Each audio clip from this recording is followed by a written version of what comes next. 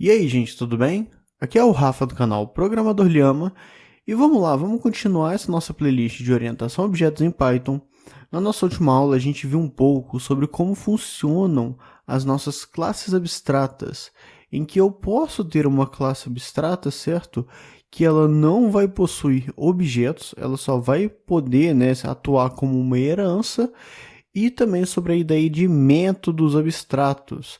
Se eu declarei um método abstrato, a sua classe filha tem obrigatoriamente, que implementar esse método em si.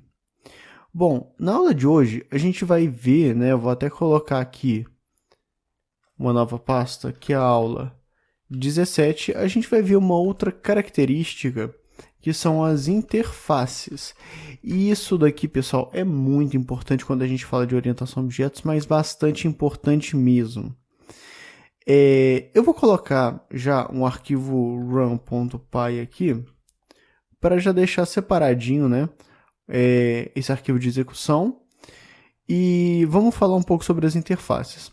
Galera, não existe em Python uma entidade, um elemento que você digite, que você utilize, que seja declaradamente uma interface em orientação a objetos.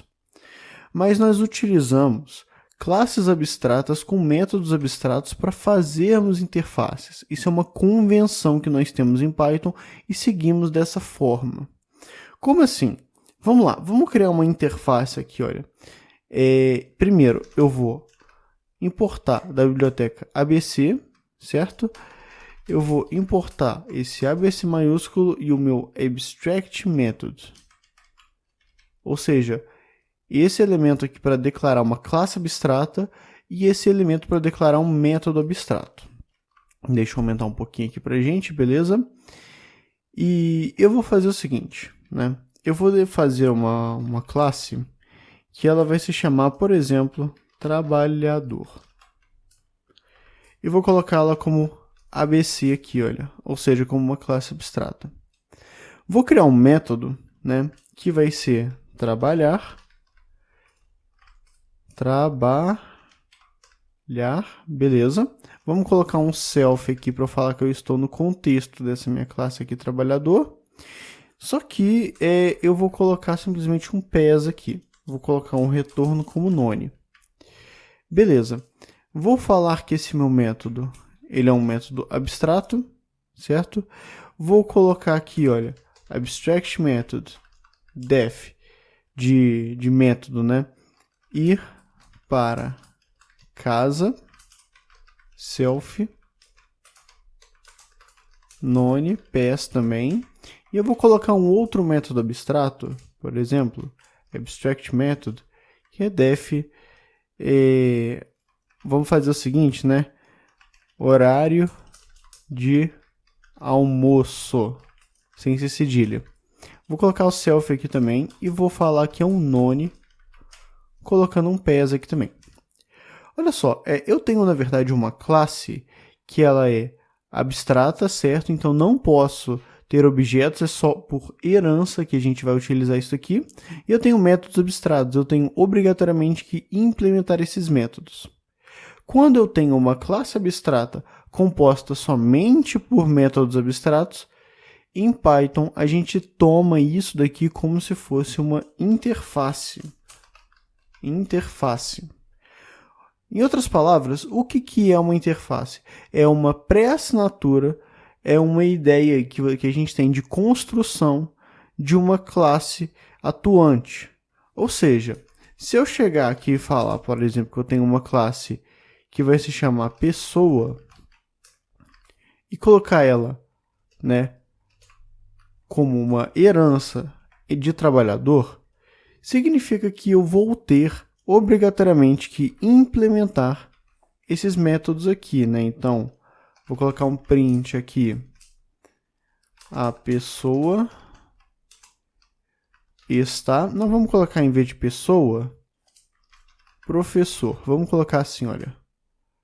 Acho que vai ficar melhor, O professor está trabalhando. Beleza? Então, eu vou ter também, olha só, o ir para casa, certo? Print, vou colocar aqui, olha, o professor está indo para casa, né?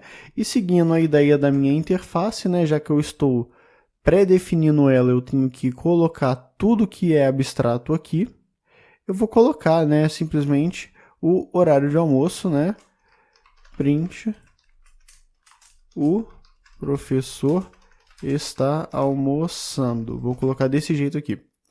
E agora, o interessante disso daqui é que em um lugar eu tenho, por exemplo, uma assinatura do que é, né, do que eu tenho nas minhas classes, e aqui eu tenho a implementação propriamente de uma classe.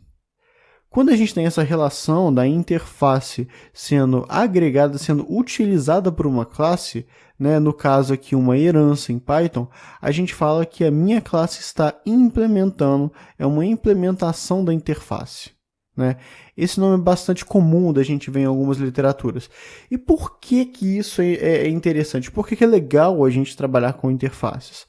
Olha só, se eu tiver, por exemplo, uma função, vou colocar uma função aqui, olha, e essa função vai ser comunicar o trabalhador, por exemplo. E se eu tiver, por exemplo, que colocar aqui, olha, um trabalhador, né? Eu vou ter uma entrada para essa minha função. Eu vou chegar aqui e vou fazer o seguinte, vamos supor que nós estamos falando, né, do trabalhador, que é o professor.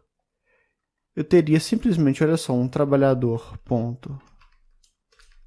Trabalhar, ele está trabalhando, aí eu vou fazer o seguinte, comunicar o trabalhador para ir para casa. Aí eu vou ter, né, logo em seguida, trabalhador ponto ir para casa. Ponto ir para casa, beleza. Se a gente notar esse tipo de situação aqui, olha, nessa função, eu sei muito bem que quando eu estou falando do trabalhador, eu estou, né, me referindo ao professor, porque ele executa as minhas funções aqui, os meus métodos, aliás, que são, né, necessários para rodar esse cara, né, essa nossa função. Só que, se eu for parar para olhar friamente e dar, por exemplo, somente esse pedaço de código aqui, olha, para um outro desenvolvedor, ele pode, às vezes, talvez não entender quem é esse tipo de trabalhador, né? Por exemplo, a gente sabe que em Python eu posso colocar isso daqui, olha, como um int, né? Ou como um float, ou até mesmo como um dicionário, né? Então fica meio duvidoso quem é esse trabalhador aqui se a gente olhar de uma forma bem fria, né? Essa parte de código da linha 27. Mas o legal da interface é que eu posso chegar e falar que o meu trabalhador ele é do tipo interface, ele é do tipo interface trabalhador. Se eu colocar essa interface, eu meio que já sei, eu estou meio que tipando esse meu cara aqui, essa minha entrada. Ou seja, nota que se eu chegar e colocar, olha só, trabalhador e colocar um ponto, vai aparecer todos os métodos que eu desejo, né? Que tem aqui na nossa construção, horário de almoço, ir para casa e trabalhar. Se eu tirar essa tipagem, né, e colocar um ponto novamente, não vai mais aparecer essas propriedades, porque agora meio que o VS Code não sabe quem é essa minha entrada aqui. E o mais interessante disso tudo é que se eu deixo a interface dessa forma, né, como se fosse um elemento aqui, olha, do meu trabalhador, isso significa que eu não estou falando necessariamente da minha classe professor. Eu estou falando de qualquer elemento que venha a utilizar a interface. Por exemplo, eu vou chegar aqui, vou copiar e colar. Olha só, em vez de professor, eu vou colocar, por exemplo, engenheiro, né? E aí eu só vou fazer essa troca aqui, né? Engenheiro, engenheiro, engenheiro. E agora, note uma coisa. Se eu tenho a minha classe professor e a minha classe engenheiro que estão, né, utilizando, que estão implementando a minha interface, isso significa que qualquer um dos dois pode ser utilizado aqui nessa minha função. Vamos lá, vamos fazer um teste aqui para a gente brincar. Eu vou colocar aqui, olha, P1 é igual a professor, certo? Então eu tenho o P1 que é um objeto de professor e eu vou ter um P2 que é, né, um objeto de engenheiro. E aí eu consigo facilmente utilizar, né, a minha função de comunicar trabalhador, colocando o P1 e também colocando o P2. Vou até colocar um print aqui, olha, só para separar um pouco esses prints que vão acontecer, mas deixa eu pegar o meu terminal e rodar isso daqui para a gente ver na prática, né? Deixa eu entrar aqui, olha, na aula 17, Python 3, run.py. Beleza. Nota que aqui está falando tranquilamente que o professor está trabalhando, está comunicando para casa, né? E beleza, está realizando. A mesma coisa para o engenheiro.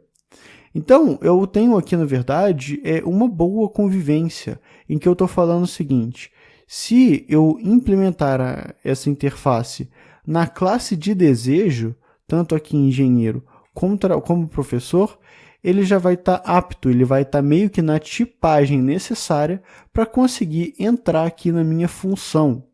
Tanto que aqui eu posso colocar tanto P1 quanto P2. Agora, se eu tiver uma classe que não está implementando, né, a minha interface de trabalhador, pode ser que ela não tenha, que essa outra classe não tenha um desses três métodos que seja necessário realmente para se executar naquela função. Então, essa função ela depende de uma classe que implemente essa interface. Olha que situação interessantíssima, né? A gente trabalhar com interfaces quando a gente fala em orientação a objetos.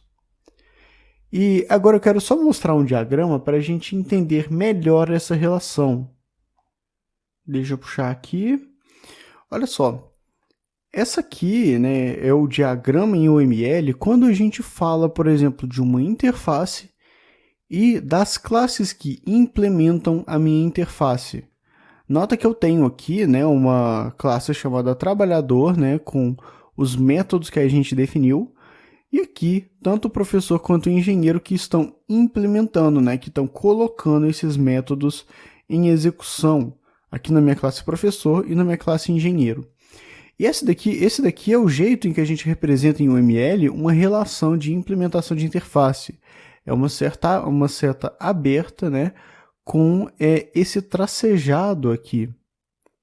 Então, nota que se eu precisar, por exemplo, de fazer uma relação de algum elemento acabar implementando, né, acabar, na verdade, se relacionando com a minha interface, isso significa que esse elemento, pode ser aquela funçãozinha lá, ela está, na verdade, se relacionando com qualquer um dos elementos que eles implementam essa interface. Então, no caso daquela função que a gente tem aqui, olha, comunicar o trabalhador, né? Ela se relaciona exatamente dessa forma, com qualquer uma das classes que estão relacionadas, né, à implementação dessa interface. Bom, pessoal, dá uma olhada nessa situação, dá uma revisada nesse código, porque agora nós vamos falar sobre os próximos princípios de Solid, para a gente conseguir terminar todos os elementos de Solid aqui, né, nessa nossa playlist. No entanto, eles se relacionam ao uso, à utilização das interfaces, né? E realmente eu acho bastante elegante a gente acabar criando interfaces assim durante os nossos projetos, né? E aqui está uma utilização bem interessante, né, de como que isso aqui se aplica. Bom, pessoal, na nossa próxima aula a gente vê os outros conceitos de Solid. Eu fico por aqui e até mais.